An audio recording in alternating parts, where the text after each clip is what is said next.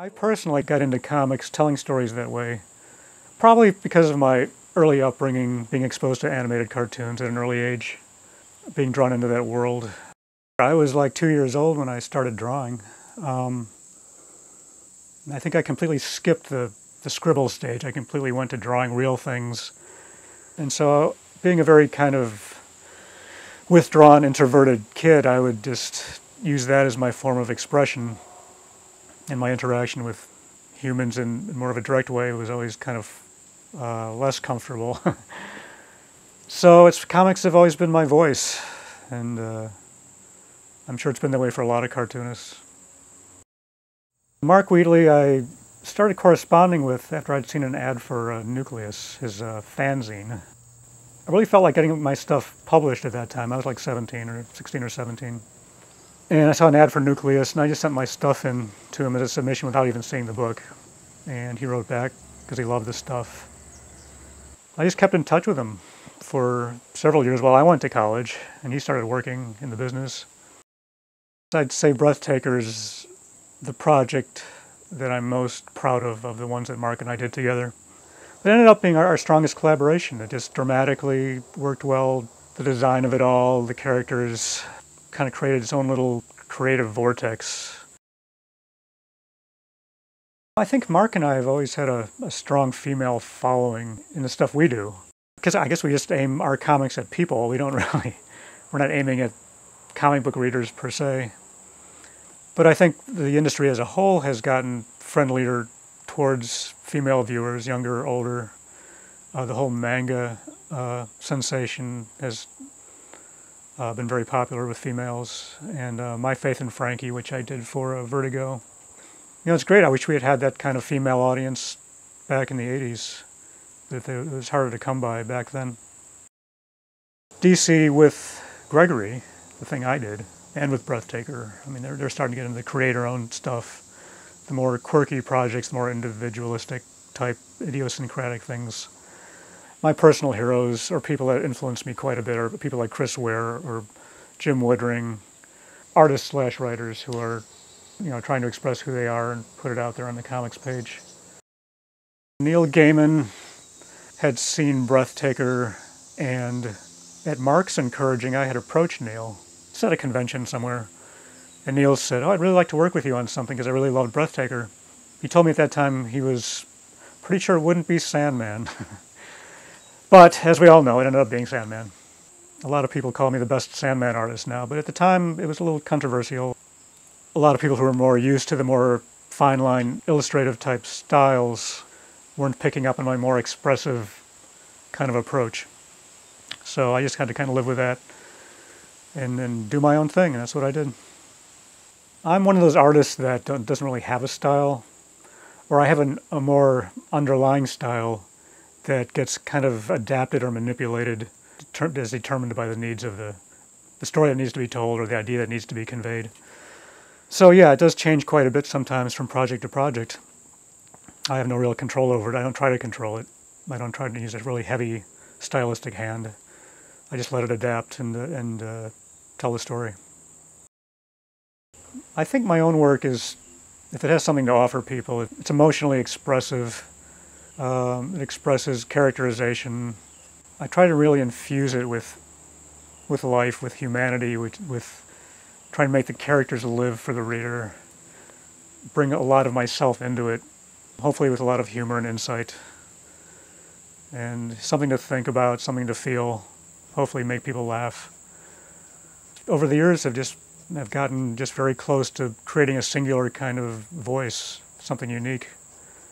And hopefully someday I'll get there when I'm maybe 150 years old. Thanks a lot. It's great.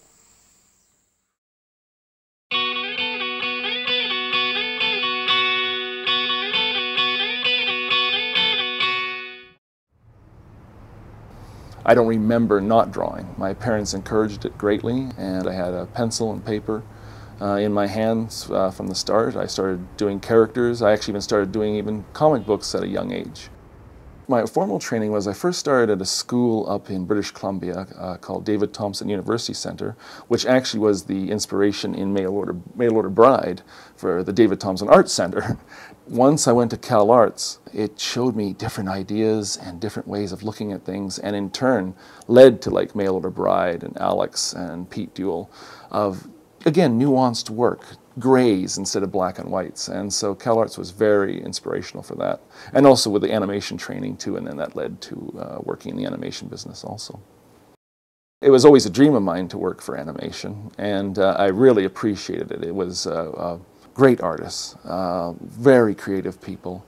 What happened though is that I'm not a team player, and I wanted to do my own work.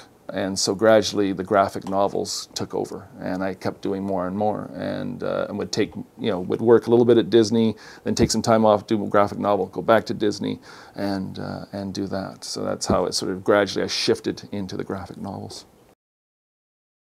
People of my generation who grew up with comics started to take the comic format and make it more, take it out of children's hands in a way.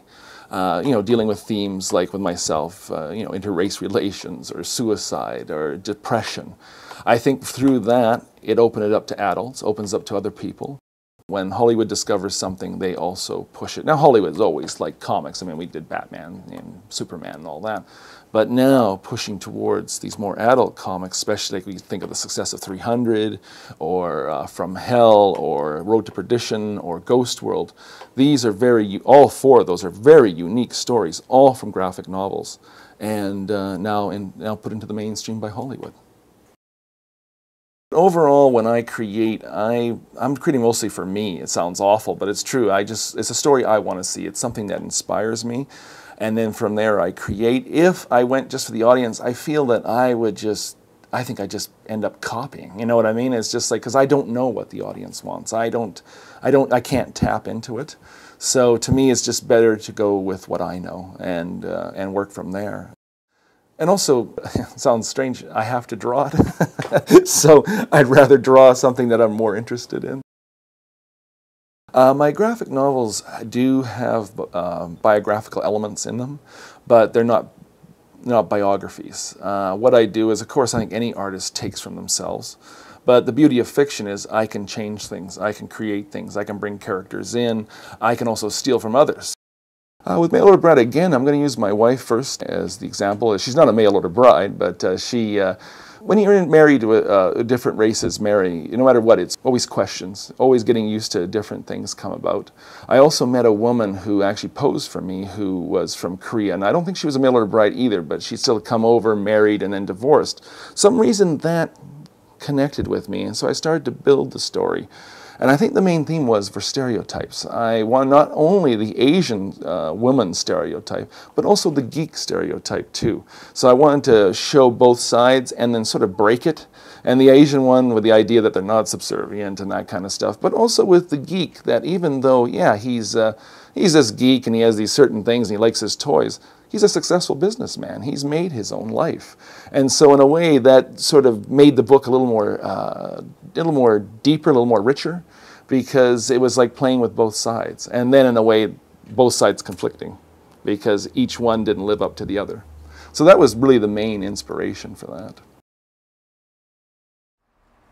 Working as a graphic novelist, I think it's an interesting new art form in a way. And when I say new, I mean comic books have been around a long time. But it is now reaching a stage where now we're dealing with much more complicated, interesting topics. And I think graphic novels are now going to the stage where I believe they will be right alongside fine art paintings, great novels, great pieces of artwork. And I think it's very exciting to be a part of that kind of, that new field, this new way of interpreting, and to be able to tell stories in another different way. So that to me is probably the most exciting thing that I feel working in the graphic novel business.